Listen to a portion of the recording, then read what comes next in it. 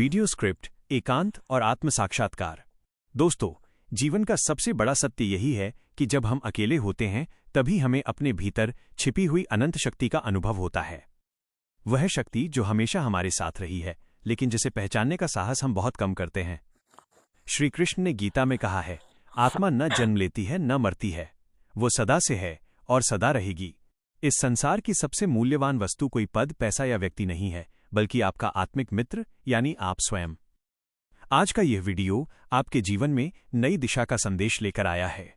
यह वीडियो आपको सिखाएगा कि अकेले कैसे रहा जाए, अपने भीतर की शक्ति को कैसे पहचाना जाए और अपने जीवन के उद्देश्य को कैसे समझा जाए। जब आप अपने मन की भीड़ से थोड़ा दूर होते हैं, तब आपके भीतर का एक उजला स्वर्णिम प्रकाश जागने लगता है, जो पूरी जिंदगी बदल सकता है। तो आइए इस दिव्य यात्रा की शुरुआत करें, हृदय में श्रद्धा, मन में धैर्य और आत्मा में विश्वास के साथ। दोस्तों, जीवन बड़ा विचित्र है। कभी हम भीड़ में होते हैं फिर भी अकेले होते हैं, और कभी पूरी तरह अकेले होते हैं फिर भी किसी अदृश्य साथ की अनुभूति होती है।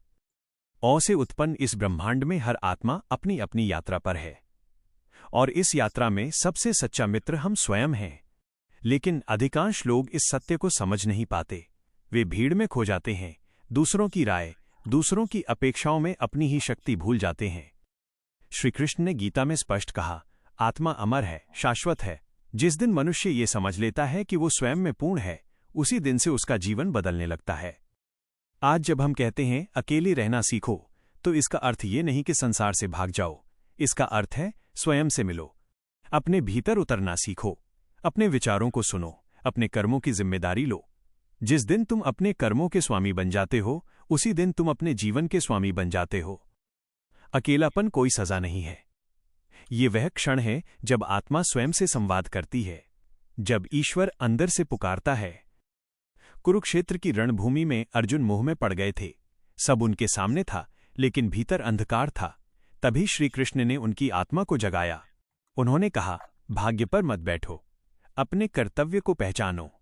जब तक तुम अपने भ्रम, अपने डर और अपनी आसक्तियों से मुक्त नहीं होते, तब तक जीवन में आगे नहीं बढ़ सकते। हर व्यक्ति को अपने भीतर के युद्ध को जीतना सीखना होता है। आज के समय में जब हर व्यक्ति मोबाइल, सोशल मीडिया और बाहरी शोर में उलझा है, तब अकेलापन एक साधना बन जाता है। जब तुम कुछ समय अपने साथ बिताते हो, तब तुम्हें समझ आने लगता है कि असली खुशी किसी व्यक्ति या वस्तु से नहीं, बल्कि मन की शांति से आती है। श्री कृष्ण कहते हैं, मनुष्य अपने मन का मित्र भी है और शत्रु भी। यदि तुम अपने मन को साध लो, तो दुनिया की कोई शक्ति तुम्हें विचलित नहीं कर सकती। लोग कहते हैं कि भीड़ में रहना जरूरी है, लेकिन हर संगति उन्नति नहीं देती। कई बार गलत संगति हमें हमारे मार्ग से भटका देती है। जब तुम अकेले होते हो, तब तुम्हारी आत्मा तुम्हें सही दिशा दिखाती है। कौन सा मार्ग तुम्हारे लिए उचित है, कौन सी संगति तुम्हें ऊपर उठा रही है और कौन तुम्हें नीचे खींच रही है, ये समझ अकेलेपन में ही आती है।